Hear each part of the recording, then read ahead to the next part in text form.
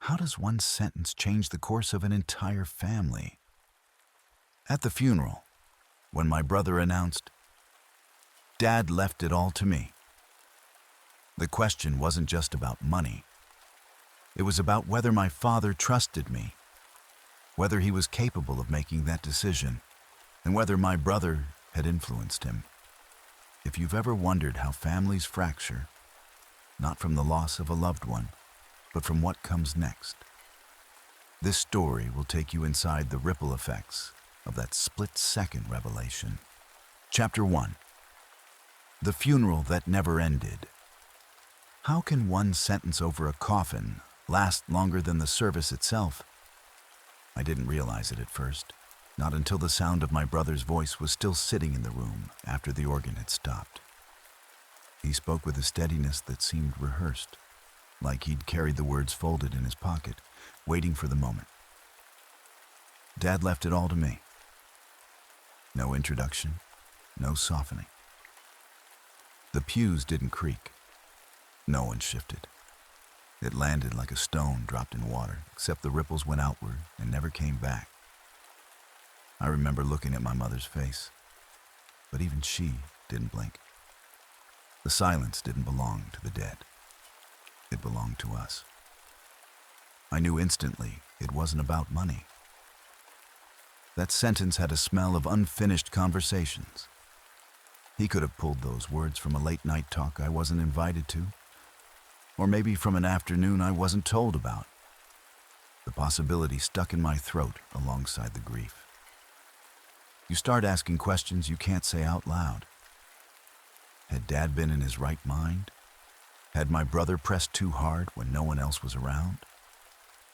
I caught myself staring at the polished wood of the coffin and wondering if it stored more questions than the cemetery would hold answers. It didn't take long for whispers to grow legs. The night after the burial, one aunt asked who the executor was. She asked it with her head bent like she was in confession. But within days, phone calls came in shifts. Uncles talking about last visits, cousins mentioning envelopes with Dad's handwriting, neighbors asking who would handle the house. Conversations weren't shared anymore. They were split into separate lines, private exchanges that redrew the family tree. Wills that use soft words are like wet cement. Anyone can press a handprint in them. Dad had used phrases like, "as he saw fit," and what counted as a fair share. Each person present had their own translation, and by the end of that week, we all carried different versions of his voice in our heads. My version said equality mattered. My brother's version said trust had a single heir. Neither could prove itself authentic, but both grew teeth. The smallest seed of doubt is enough to make you question blood. For me, it became a whisper on repeat. Was I less loved or less trusted? At dinner, I caught my cousin eyeing me like I was already angry, already plotting. Even the neighbors slowed down when they saw us drive past. What started with a sentence stretched until it colored the entire family, and I could see the tint in every interaction. The burial closed one story, but it opened a different one that refused to end. The church had been the site of announcement, but the actual battle was already moving beyond it, into offices and phone calls where grief would no longer soften the blows. Chapter 2. Paper Wars and Silent Accusations. What happens when grief collides with litigation? You picture black suits, handshakes, casseroles left on porches. Instead, I watched my family collect attorneys like other people collect condolence cards. Office numbers were exchanged quicker than sympathy.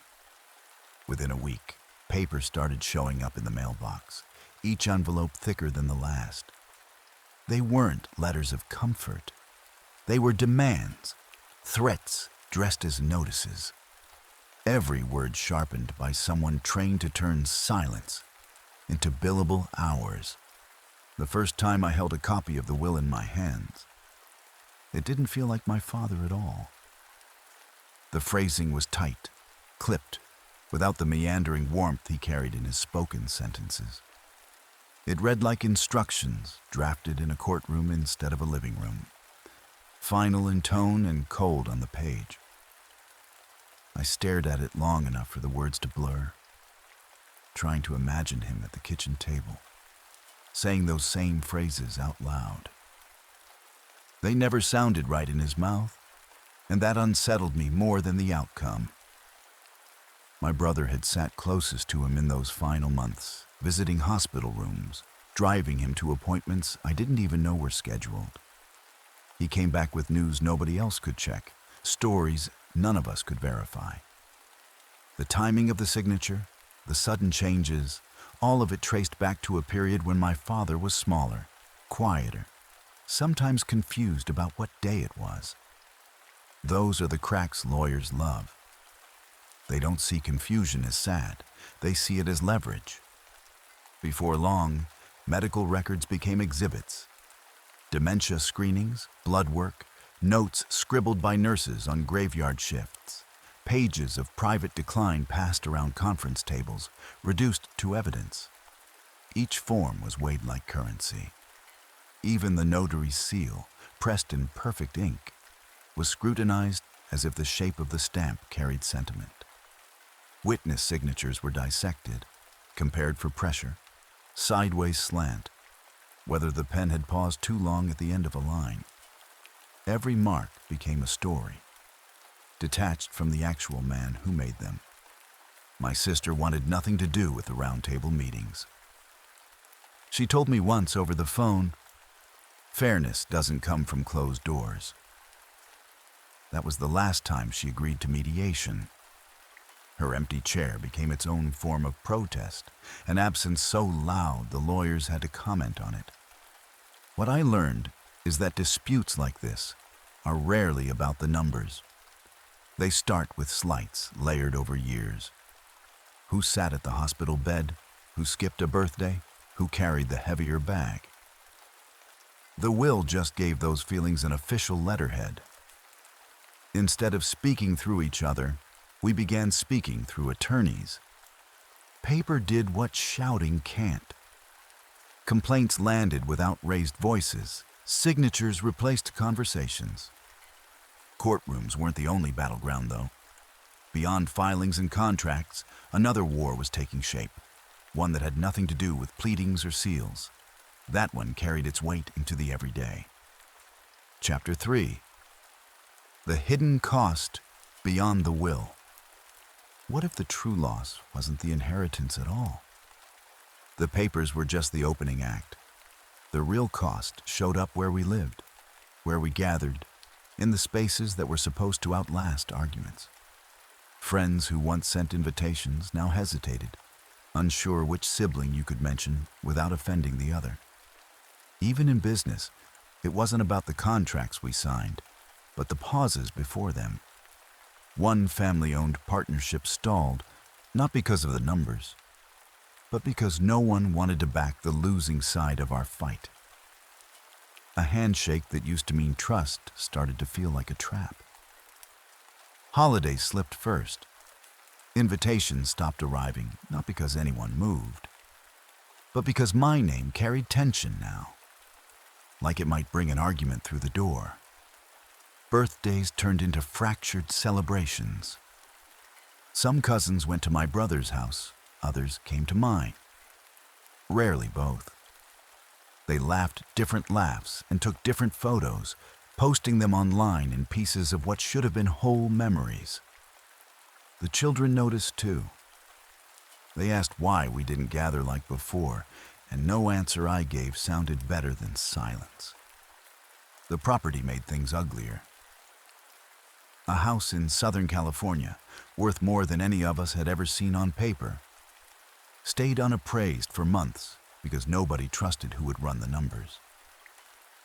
Each side accused the other of bias before an appraiser even parked in the driveway. So it sat, empty and accumulating dust, its value untouchable because the family that owned it couldn't stand in the same room. I drove past sometimes and watched the weeds come up through cracks in the brick walkway. That house was still standing taller than us, but it felt deserted all the same. Blended families made the weight heavier. Stepchildren who had cooked Sunday dinners with Dad believed they had a claim, but the will carried no clarity for them. Their anger had a different shape, not about what was lost, but about never being named. It meant even at gatherings meant to smooth things over, more voices crowded the table, each saying some version of the same sentence. This isn't fair, not to me. In the neighborhood, gossip filled what family dinners had left empty. People talked in ways that lowered us a notch. Suddenly, we were not the family that organized block parties, but the family that fought over leftovers while the grass grew tall outside an expensive house. Our pain turned into other people's entertainment, and you could hear it behind polite greetings. I later learned professionals exist who could have stood between us. Neutral trustees who would have carried out the terms without placing the burden on blood. A simple appointment might have stopped the arguments from spilling into public, but it was too late for us. My brother's words didn't just break the family.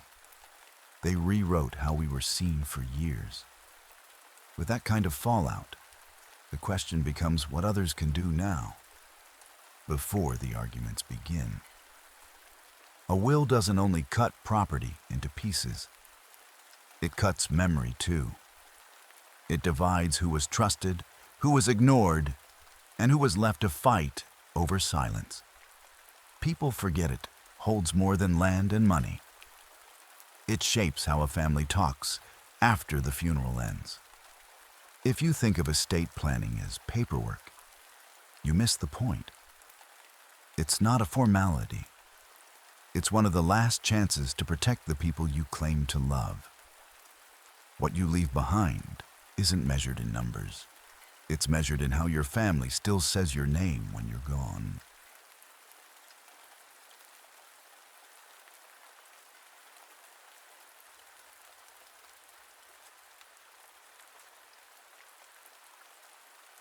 Hey, it means a lot that you stayed to the end. If this story found you at the right moment, please subscribe and share it with one person who will get it. Tell me in the comments what you'd have done differently or exactly the same. I'm Jason, and this is Wild Narratives.